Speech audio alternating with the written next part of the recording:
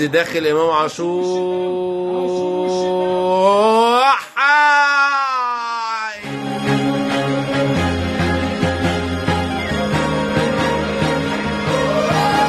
السلام عليكم ورحمة الله وبركاته أعزائنا المشاهدين. فلسفة كورة، ميعاد جديد مع ماتش مهم جدا في الدوري المصري ما بين الأهلي وبيراميدز، بطل أفريقيا وأفضل سكواد وأغنى سكواد موجود في مصر. يعني قبل ما نتكلم على الماتش ونشوف اللايف رياكشن بتاعه، خلينا الأول نصلي على النبي الكريم. اللهم صل وسلم عليه وعلى آله وصحبه وسلم تسليما كثيرا. ندعي لإخواتنا المستضعفين في كل مكان، ونشترك يا جماعة في القناة اللي مش مشترك، واللي مشترك يفعل زر الجرس، يدوس لايك، يشرفني بالكومنت، هرد على كل الكومنتات، ويشترك معانا. ويلا بينا نشوف ايه اللي هيحصل النهارده. الاهلي النهارده بادئ تشكيله عجيبه. مبدئيا وسام ابو علي مش موجود، ودي حاجه حزنتني جدا. يعني بحاطط امام عاشور فرود، موجود عندنا كريم الدبيس وحسين الشحات الاثنين اطراف. عندي في النص يعني في اسمه ايه، كريم وليد، لانه ما فيش حاجه اسمها ندفد، خلاص الموضوع ده انتهى. وعندي مروان عطيه، وعندي اكرم توفيق، ثلاثه في نص الملعب. عندي العش بيبدا، وزي ما انا شايف بادي باك شمال. تشكيله غريبه جدا. بينما تشكيله بيراميدز زي التشكيله المتوقعه، يعني بس رمضان مش موجود. يعني ابراهيم عادل موجود، فيستون مايلي موجود، كل الناس الحلوه موجوده. خلينا نشوف الماتش هيبدا ونشوف ايه الكلام. تقول لي يا فيلسوف يا كبير ايه اللي تتوقعه في الماتش ده؟ اقول لك انا هستغرب جدا لو الاهلي كسب الماتش ده، وهستغرب جدا لو بيراميدز خسر الماتش ده بصراحه، نتيجه الحاله المعنويه والحاله الفنيه اللي موجود فيها النادي الاهلي، وكمان غيابات لعيبه مهمه. وتحديدا انا بتكلم على وسام ابو علي، حاله خط الدفاع، وجود واحد زي محمد الشناوي لسه يعتبر الحارس الرئيسي في الاهلي. كل العوامل دي بتقول ان الاهلي المفروض ان هو يخسر، لكن عاده الاهلي بيتحط في المواقف ديت وبرضه بتلاقيه بيعمل نتائج ايجابيه. هو ده اللي مخوف البيراميدزاويه، ده لو في بيراميدزاويه. يعني انا دلوقتي عايز افهم حاجه. يعني دلوقتي ايه، امام عاشور ده كان بيلعب 6 في الزمالك اساسا ودستروير وبتاع، وبعدين طلعوه 8 قدام على اساس يعني انتوا عارفين ظروف الزمالك ومفيش ناس يعني ايه بتلعب جامد يعني، وراح الاهلي على اساس ان هو 8. وبعدين بعد كده ايه، نتيجه الفقر في اللعيبه طلعناه خليناه يلعب وينج، وبقى بيلعب وينج وبيجي جوان وبتاع، وبقى وزاد الفقر في اللعيبه، فوصل مرحله ان احنا بنلعبه فيرود. انا مش عارف يعني امام عاشور ده بعد كده لما الشناوي اتصاب اللي رجعه ورا ونقعد شوبير كالعاده ولا ايه؟ انا فعلا مش فاهم يا جدعان. هو فين الفراوده؟ بيقولوا الواد البوسني ولا الواد السلوفيني دوت اللي لابس نمره 10 مكان بيرسي تاو، انا لسه ما حفظتش اسمه، قاعد على الدكه، ما اعرفش ما نزلوش ليه. عايز يفاجئ بيه الدنيا يعني؟ انا فعلا ما اعرفش. طبعا الماتش ده احنا متوقعين حسين الشحات ان هو يفوق. انتوا عارفين حسين الشحات ده بغزاله، وكده كده ممكن ما يلعبكش ب 2 3 جنيه، لكن في ماتش قدام الزمالك ولا قدام بيراميدز تحديدا، على الرغم ان الشيبي قاعد دكه يعني، لكن هو ايه، لازم يعمل حاجه. عدى تعديه حلوه كده وعمل نمره، بس كالعاده بيصطاد عصافير زي ما هم متعودين في مختار التتش، زي ما انتوا عارفين يعني، وعارفين القصه الشهيره بتاعت منظف ملعب مختار التتش اللي خليهم يصطادوا الحمام اللي فوق عشان خاطر يريح نفسه ما يتعبش في تنظيف الملعب. كسب ده ما يتسكتش عليه ابدا. معلق المباراه بيقول لك ايه، بيقول لك اكيد في اعتراضات من الجهازين الفنيين وفي اعتراضات من الجمهورين. جمهورين ايه يا حبيبي؟ هو بيراميدز بقى عنده جمهور دلوقتي؟ هو مش اخر مره ادوا الوجبه للعيال والعيال خدت الوجبه وقعدت تشجع الاهلي؟ خلاص اتاكدوا مضوهم على شيكات ان هم ما يشجعوش الاهلي، واللي هيشجع الاهلي هيسحب منه السندوتش ولا ايه؟ جمهورين ايه دلوقتي؟ هو بيراميدز بقى له جمهور؟ إيه يا رامي يا ربيعه، يا دين النبي، يعني مش ممكن يا رامي يا ربيعه، انت خلاص جبت جاز وانتهيت بقى خلاص. يعني رامي ربيعه بيتكفل بان هو يسجل الهدف الاول لبيراميدز في مرمى الاهلي في الدقيقه باين 18 ولا حاجه زي كده. بيراميدز عرف يخرج من الضغط، لعب كوره كويسه ناحيه الشمال، عندهم بيرفعوا كوره عاليه شكلها حلو، لكن كان ممكن تتلم. رامي ربيعه قرر ان هو قال لك ايه، عنك يا فيستون انت غالبا مش هتجيبها جون، اما حط اسمي في السكور شيت لان انا مش عارف اعمل ايه. يا لهوي، رامي ربيعه مش عارف يقف على حيله يا جدعان، مش طريقه ولا منظر ولا حاله، مش ممكن. يعني خلينا نتكلم على اللي حصل قبل الجون دلوقتي. اللي بيحصل بمنتهى البساطه ان الاهلي متكتل ورا وبيحاول يلعب بالكوره العاليه، ولما الكوره تبقى في عند خط دفاع بيراميدز المفروض ان هو بيحاول يضغط ضغط عالي باستخدام الاربعه اللي قدام، اللي هو كريم دبيس يميل، كحسين الشحات شمال، وكريم وليد، وقدام ورا اسمه ايه امام عاشور. هم دول اللي بيضغطوا، الباقيين بيحاولوا ان هم يرجعوا لورا. والناحيه الثانيه بيراميدز بيحاول يضغط برده ضغط عالي على دفاع الاهلي عشان عارف ان دفاع الاهلي هيغلط. ودينا اتفرجنا الجون الاولاني اللي فعلا دفاع الاهلي مش واقف على حيله. دي مش لعيبه ينفع تلعب اساسي. رامي ربيعه ده يا جماعه اعيد بالبعث يعني بعد فتره طويله يعني، وقضى وقته ومشى دنيته، لكن ما ينفعش يمسك اساسي ويكون اللعيب الاساسي يعني، مش ممكن. ده الوضع اللي دلوقتي. وخلينا لما نشوف الاهلي هيرد ازاي. انا اصلا مش فاهم الاهلي هيجيب اجوان ازاي، لان انت بتلعب كوره عاليه للناس قصيرين زي اسمه ايه امام وزي الناس دي. الثلاثه اللي قدام بتوع بيراميدز دول يعني بصراحه وحوش يعني، سواء فيستون مايلي، سواء مصطفى فتحي، سواء ابراهيم عادل، وحوش، ثلاثه وحوش بصراحه، ويقدروا يعملوا فرق في اي وقت وطول الوقت بصراحه يعني. على الرغم ان بيراميدز بيلعب ناقص، الا ان هم لسه قادرين يعملوا خطوره، قادرين ينتشروا، قادرين يسلموا لبعض. بصراحه الفرقه فرقه كبيره جدا جدا جدا الفرقه بيراميدز. وافتكروا كلامي، المستقبل ليهم، لان الزمالك خلاص اتكحول، والاهلي مصر ان هو يتكحول، يعني هو قادر ما يتكحولش او يعني يقدر يعمل حاجه، لكن هو مصر ان هو يتكحول. والمستقبل لبيراميدز خلال كام سنه الجايين دول بصراحه يعني بالمنظر اللي انا شايفه ده. امام عاشور مش فاهم اي حاجه، وطبعا انا ما بلومش الراجل، لا ما فيش مشكله يعني. الراجل ده لا فرود ولا عنده مواصفات الفرود ولا اي حاجه، لا عنده قوه بدنيه، لا عنده طول، لا عنده تحكم في الالعاب الهوائيه، لا هو قادر يكون محطه ويحجز بجسمه. هو ما عندوش اي مواصفات راس الحربه. ولو الراجل لعبه في ماتش يعني تعبان، ولا في ماتش بتاع، وده ما ينفعش اصلا، بس لو لعبه كده ممكن افهم. لكن ماتش زي ده ما ياكلش فيه امام عاشور 45 دقيقه. الاهلي هيضيع على الفاضي لو هو بيلعب بالطريقه ديت. محتاج ان هو يغير كتير قوي في الملعب، ينزل ناس بصيره زي اسمه ايه دوت، برضه مفيش فايده. اصل كل عرضيه هتلاقي باليمين ما امام عاشور بينزل عشان يحضر يعني يسلم لزمايله، او الكوره العاليه اللي يمكن يجيبها ملوش فيه يعني. الراجل هيعملها ازاي يعني؟ حسين يا حسين حرام عليك يا حسين يا راجل، ما انت عديت وكنت معاك الواسعه، ما كنت تلعبها في الواسعه بتلعبها بعيده. ايه اللي خلاك تعدي وتلعبها في الدقيقه ما الراجل واقف وشالها اهو؟ يا لو اول فرصه حقيقيه للاهلي في الدقيقه باين حاجه زي 6:37، وادي كورنر اهو بيلعبوا حسين الشحات وما في. يلا يلا يا ابني، مفيش منتظر شوط يا امام في السماء. يا جدعان يا جدعان، يعني اوريدي الناس اللي قصادنا متفوقين تكتيكيا وبدنيا ومهاريا وكل الكلام ده كله. انت ناقص اوريدي، ما ينفعش لما تجيلك فرصه تقعد تستظرف فيها.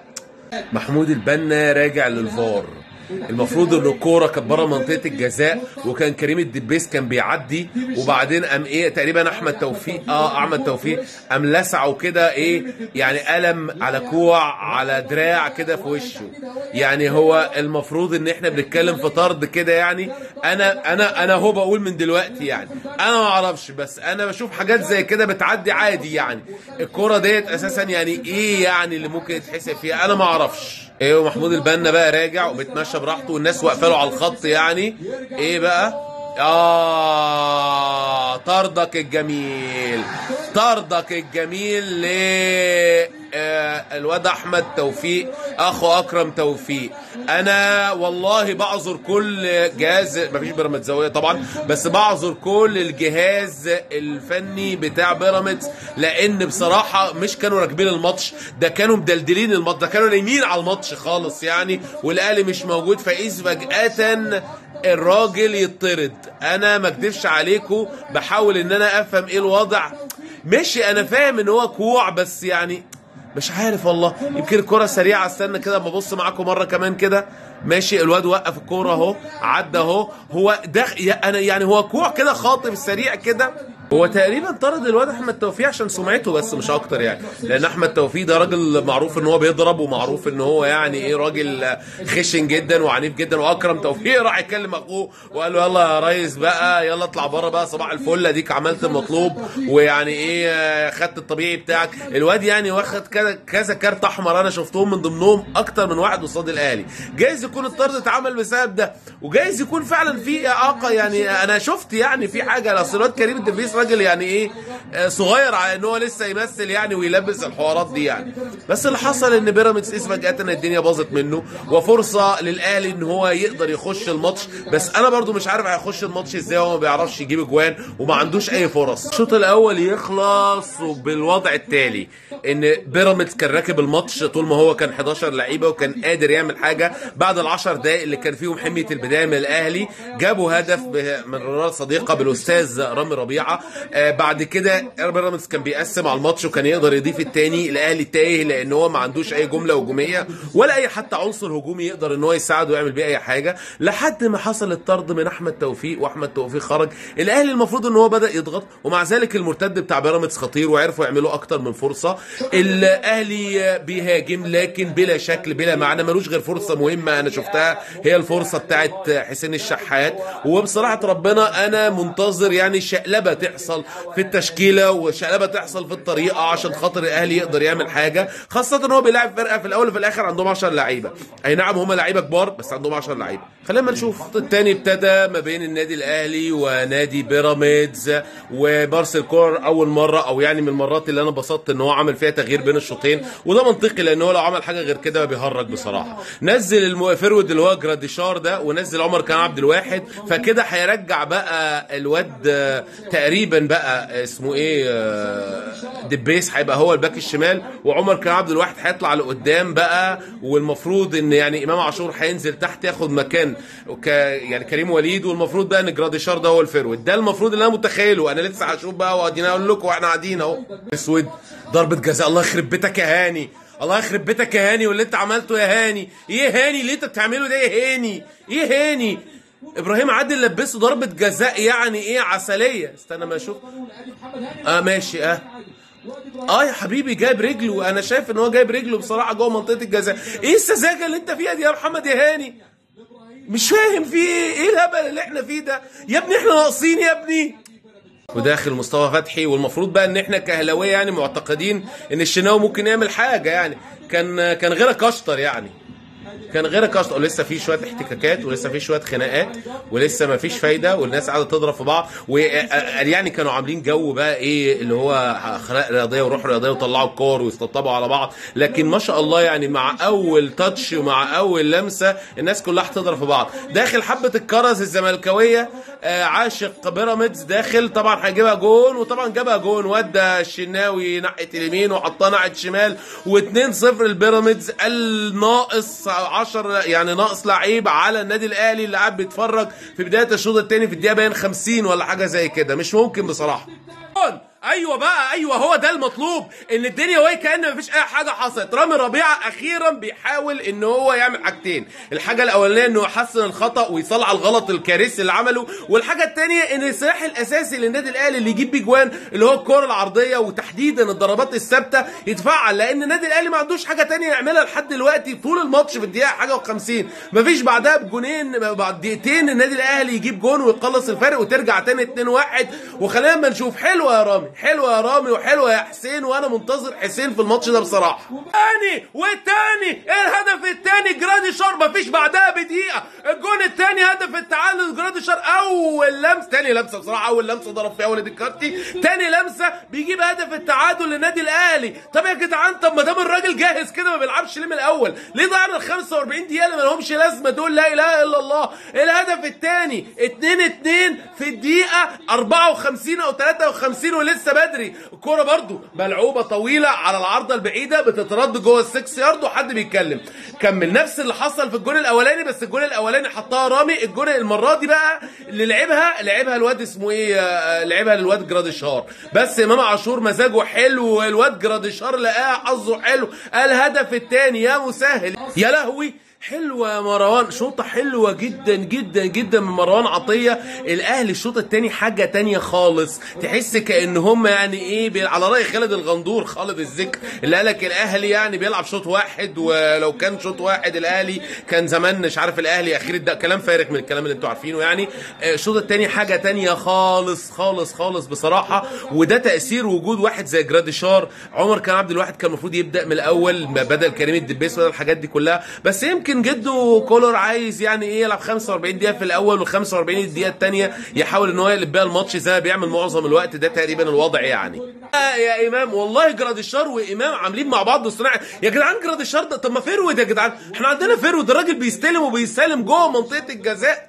الواد ما شاء الله الواد شكله حلو بصراحه، ويعني ودخل دخله حلوه وقدم نفسه قدام الناس بطريقه حلوه جدا. الراجل بيستلم وبيسلم جوه منطقه الجزاء، ممتاز جدا بصراحه. جراديشار حاجه تانية خالص. طب يا جماعه طب ما كنتوا تجيبوا الحاجات دي من بدري، هو يعني لازم الناس يعني تزفوكوا ولازم الناس تعمل لكم فضايح يا جدعان عشان خاطر تتحركوا؟ ده ايه الهم ده؟ حلوه يا قفشه، فاول جميل كده كان عمله امام عاشور كده من توغل ومن تحرك ممتاز لجراديشار، عرف يفتح له المساحه، خدها قفشه، شاط الكوره جنب العارضه، شكلها حلو بس انها مش منتجه زي معظم باصات ومعظم تسديدات قفشه بصراحه يعني. بس تغيير خروج كريم وليد ونزول قفشه دي تغييره ممتازه جدا، وعلى قد ما هي فضت نص الملعب وخلت الهجمات المرتده بتاعه بيراميدز هيبقى عمرها اطول شويه، لان وجود نص الملعب الدستروير في وضع بيراميدز دوت هيخلي الدنيا سهله والاستحواذ معاك اكتر. لكن انت محتاج انك انت تهجم لان خلاص الدقيقه داخله على 75 والمفروض انك انت متعادل وعايز تكسب. انت لو اتعادلت في ماتش الفريق اللي قصادك بيلعب بحاجه زي 10 لعيبه لمده 50 60 دقيقه، ده عيب حقك اساسا يعني. كل مدرب عمل تغيير والتغييرين بقوا في مصلحه بيراميدز وخلوا الماتش يصعب على الاهلي. التغييره بتاعت المدرب يا لهوي على فيستون مايلي، قاعد بيجري لكن اهو المدافعين عرفوا يلموه، لكن لسه والله الواد وحش ما شاء الله يعني. المهم التغييرات بتاعت الباكين اليمين والشمال اللي عملهم المدرب بيراميدز خلاه يعرف يقفل فكره سيل العرضيات اللي كان مفتوح واللي كانت عامل خطوره كبيره قوي عليه، خاصه وان الحارس بتاعه وان السنتر باكين بتوعهم على الله حكايتهم. والتغييره بتاعت الاهلي بخروج كريم وليد ودخول قفشه فضت نص الملعب وخلت في فرصه للاعيبه المهاريه اللي زي فيستون مايلي وزي مصطفى فتحي ان هم يقدروا يزيدوا ويقدروا يعملوا هجمات مرتده. فكلتا يعني التغييرين دول صعبوا الدنيا. انا شايف ان يعني الوضع بقى صعب بالنسبه للاهلي دلوقتي، خاصه ان العناصر المهمه بدات تتعب وما عادش عنده حد ممكن ينزله من على الدكه. يا ايمان يا لهوي، الكوره اتحطت حلوه من قفشه، بينيه عظيمه، وامام جه حطها في الحارس نفسه في اللي هو الواد احمد الشناوي، استلم حلو بس يعني ما كانش عنده وقت بصراحه، جت في فاخده بصراحه. حلوه والله حلوه، امام عمل ماتش حلو، قفشه بدا يتحرك اهو. جراديشار انا لسه مستني لدغته. التغييره بتاعت محمد عبد الله، لسه اتفرج على محمد عبد الله اللي خرج مكان ياسر، دخل مكان ياسر المصاب ورجع محمد هاني بقى هو السنتر باك، وتقريبا حسين الشحات بقى هو الباك اليمين، وطبعا باك يمين طاير، والدنيا بقت صعبه وسكتر. على فكره ضغط حلو وفاضل حاجه زي 5 دقائق غير الوقت الاضافي. ادي الكورنر اهو، يا خطوره، كل كوره عاليه وكل كوره ثابته خطيره جدا جدا جدا على الجماعه بتوع بيراميدز. ويا شحات، يا الكوره عدت من جنب العرض، ده انا قلت جون، يا لهوي الكوره متعرضه نزلت لحسين الشحات، حسين الشحات وقف.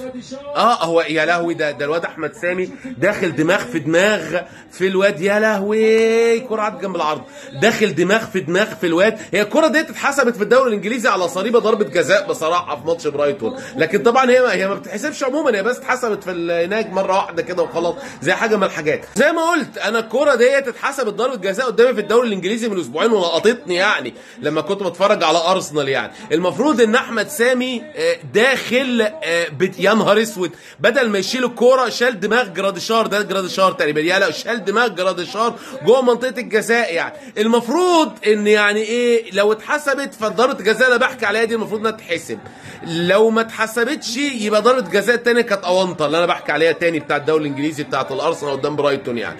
فانا منتظر اشوف الحكم هيقول ايه لانها انترستنج جدا، انا هتحسب ضربه جزاء ولا الواد داخل ناطح دماغ الولا. وادي الحكم راجع اهو بيتمخطر بيتقندل، مش عارف تقريبا حاسس ان هو متاذي بسبب اللي هو هيحسبه، متاذي اهو. يلا يا كابتن يلا بقى هتبنيه ولا حسب ضربة الجزاء يا معلم.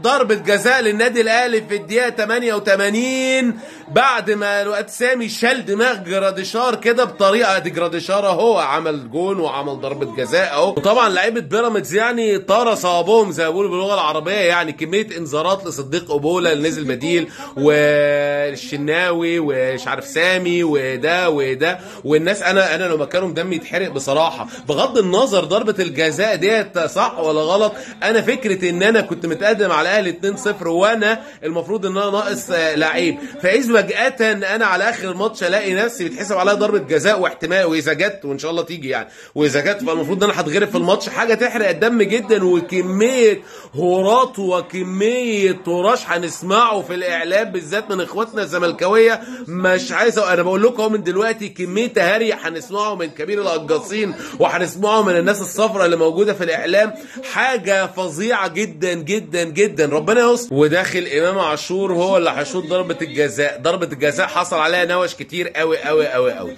هل يا ترى امام عاشور قاعد يقرا قران اهو وبيحاول يركز في الكوره؟ فعلا ضربه الجزاء صعبه قوي عليك يا امام، وانا متوقع بنسبه لا باس بها انك انت تضيعها يعني.